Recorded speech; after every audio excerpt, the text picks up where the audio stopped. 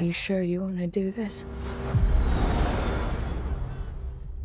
Jackson Star is the colony where the story of alien Romulus actually started. This colony, situated in the planetoid called LV-410, was home to people like Rain and her friends, but there was nothing homely or livable about this place. From the environmental conditions to the working conditions, everything was crap, and no wonder people just wanted to leave the place in search of better lives. In fact, this colony actually paints a pretty grim but honest picture of everything that's wrong with most of the Weyland-Yutani colonies. So, I believe it makes sense to explore Jackson Star in detail. Let's begin, shall we? Before we go into our explanation, we have a very small request. If you like our content, please support us by subscribing to our channel. This is a small click for you, but for us, it means a lot. Thank you. Let's begin. Is this really where you want to spend the rest of your life? You know I don't. Number 1. Topography, atmosphere, and environment. Jackson Star was a pretty harsh colony to be living in. Of course, no Weyland-Yutani colony is filled with roses and rainbows, but Jackson Star, much like Hadley's Hope from Aliens, was an elegant mess because of the planetoid it was situated in. What was the name of this planetoid? LV-410. As far as the climatic conditions of the planet go, a view from orbit shows all kinds of terrifying phenomena, such as volcanic activity, thunderstorms, thick dark blankets of clouds, etc. So you see, living here was a challenge in itself. And then there was the work pressure that the company put on you. A 70-hour work week would look like a cakewalk if you were from Jackson Star. Also, LV-410 is surrounded by what looks like a ring system. Now, this ring system, called the Alpheos system, is similar to Kalpamos, which housed LV-426 from Aliens. The sun of LV-410 is located pretty far away from it, unlike the Earth and our sun. However, this sun is larger than Earth, so the planet doesn't seem to be extremely cold, albeit it's still quite harsh. Interestingly, the sun is only visible from orbit because the sunlight fails to break through the thick clouds to reach the surface, which means that the planetoid is eternally dark. Is this really where you want to spend the rest of your life? You know I don't. Number 2. Atmosphere Processor. The Jackson Star colony sits adjacent to a massive atmosphere processor, which is responsible for making the air breathable on LV-410. Similar to the one seen in Aliens, a single processor can generate the necessary conditions for human life, although there are instances, both in canon and earlier drafts of Aliens, where multiple units are employed. According to the lore tied to Prometheus, the first atmosphere processor was developed by Weyland Corp as early as 2039, with the initial one built on the planet GJ667 CC. One of the primary tasks for the Jackson Star colony was the upkeep of this essential piece of technology. Over time, however, the processors are expected to become fully automated, although this shift may occur later in the timeline. The atmospheric changes on this planetoid are still ongoing, with the environment characterized by perpetual rain and darkness, which basically means that the transformation of the air is not yet complete.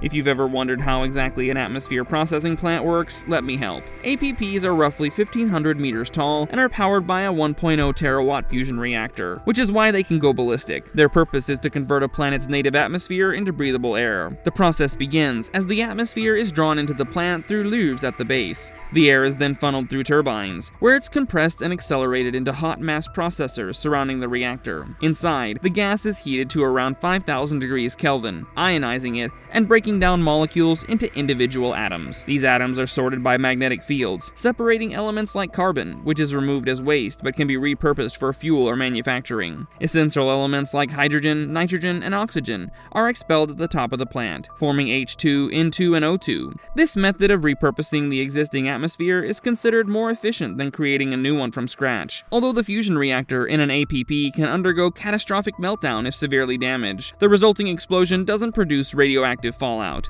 Once the atmosphere reaches a stable equilibrium, the plant continues to monitor and adjust gas compositions. APPs are often combined with natural terraforming techniques, such as introducing engineered plant life to convert carbon dioxide into oxygen.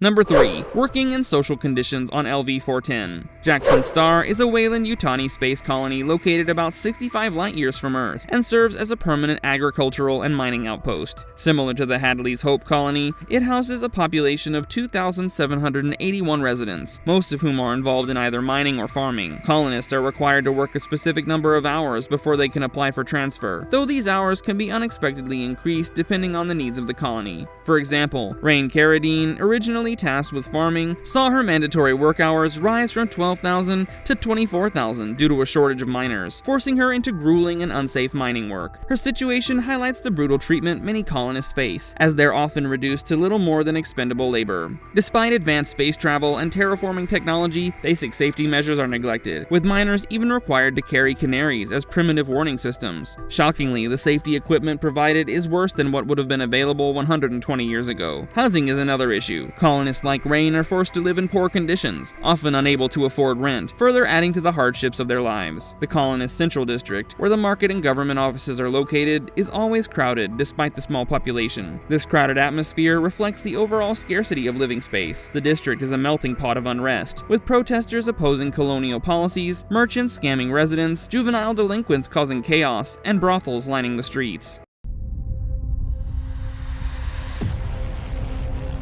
There she is. Number 4. City-like nature of LV-410. Unlike Hadley's Hope, Jackson's star feels more city-like than a base. If you've watched the movie, it feels like the entire colony is a massive refugee camp where people are forced to live crammed with each other. There's hardly any free spaces like parks or playgrounds. No wonder people like Rain and her friends want to run away. From what I can remember, Hadley's Hope gave more science station vibes than mining city vibes. One question that popped up in my head while watching the movie was how could a group of rebel teens get a hold of a space vessel? I'm talking about Corbelan 4, which the kids used to get to Renaissance Station. It seems that since the planet is so far from anything else, Weyland-Yutani doesn't feel the need to keep a check on the vessels. They don't feel that anyone would be dumb enough to take a spaceship and attempt an escape, because no spaceship would have enough fuel to let you reach anywhere. And even if you did have enough fuel, you would have to travel several light years, which means you will have to undertake a journey while in cryosleep. Now, here's the interesting part. Weyland-Yutani controls and keeps tabs on the supply of the cryosleep fuel, which is easier to manage than entire spaceships. But this brings me to my next question. You know I don't. Number 5. How far is Jackson's star from Earth and Ivaga? Is it at the end of Weyland-Yutani's sphere of control? The distance between Jackson's star and Earth is 65 light-years, but this raises some questions, particularly when compared to the distance of LV-426, which is only 39 light-years from Earth. Given that Jackson's star was established in 2142, and that it happens to be situated outside of the mapped regions in 2183, it would place the colony well beyond known space, in a remote frontier area. Jackson's star is likely positioned on the edge of the frontier, a zone where space is partially colonized and less explored, located between the 20 parsec limit and more developed regions of space. The 20 parsec limit itself is not a hard boundary, but it essentially marks the outer edge where rescue and support from colonial marines or Weyland-Yutani are less likely. Colonies established beyond this zone face greater risks, often encountering mysterious disappearances or catastrophic events. The Building Better Worlds book mentions colonies far beyond the 20 parsec limit, and while they're rare, Jackson's star seems to be within this remote zone. It's still technically inside the limit, but its position places it on the fringes of known space, which explains the colony's isolation and vulnerability. The long journey time to the terraforming colony Ivaga 3, 9 years away by colony spacecraft, also supports the idea that Jackson's star is located in a distant and remote part of space. The fact that Ivaga is 32 parsecs, over 100 light-years away, further emphasizes how far these colonies are from central space, central being Earth as the center of the known space. Number 6. Nomenclature. The name Jackson's star is displayed in simple white letters on the atmosphere processor of the colony. Unlike ship names in the Alien series, which were often inspired by Joseph Conrad's literary works, the names of the colonies don't carry deeper meanings. For example, in Alien River of Pain, Hadley's Hope was named after Curtis Hadley, the first administrator and founder of the colony. It's likely that Jackson's star follows a similar pattern, possibly named after a significant figure involved in its establishment, which also means that the colony itself is relatively new. Another example of this naming convention can be found in the Aliens vs. Predator series, where Freya's Prospect served as the colony name in Aliens vs. Predator 2010.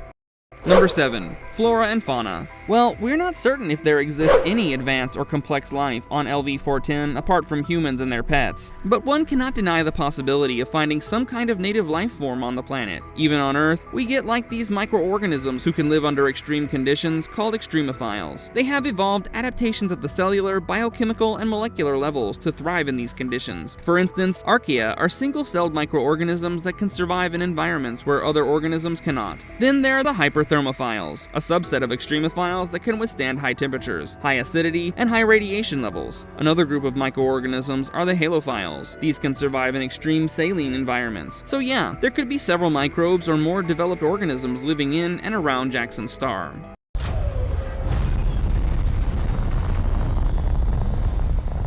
Number 8. Seeking a better life. The youth of Jackson's star have grown frustrated with the harsh living conditions of the colony and are eager to find a better future elsewhere. Their reasons for wanting to leave stem from a variety of factors, including the bleak dystopian environment with its constant unnatural weather and lack of sunlight, the overcrowded housing, exploitative Weyland-Yutani policies, and the general neglect from their parents only add to their discontent. In their desperation, they steal the Corbelan 4 shuttle and make an illegal escape attempt rather than going through proper channels. Their immediate destination is the Renaissance space station, located in the same star system. However, any hope for a brighter future quickly fades. Instead of finding a better life, they're met with a far worse fate, coming face to face with xenomorphs from the Romulus lab. What begins as a daring escape from the colony's grim reality turns into a nightmare aboard the station. But the Renaissance station was not the final destination, now was it? They wanted to go to Ivaga 3. So yeah, like those innumerable colonies, Jackson's star was a den of all things inhumane. A classic Weyland-Yutani colony, where human rights and good living or working conditions are thrown out into space. If you liked our content, don't forget to leave a like and subscribe to us if you haven't already. Have a good one and be safe. Thanks everyone.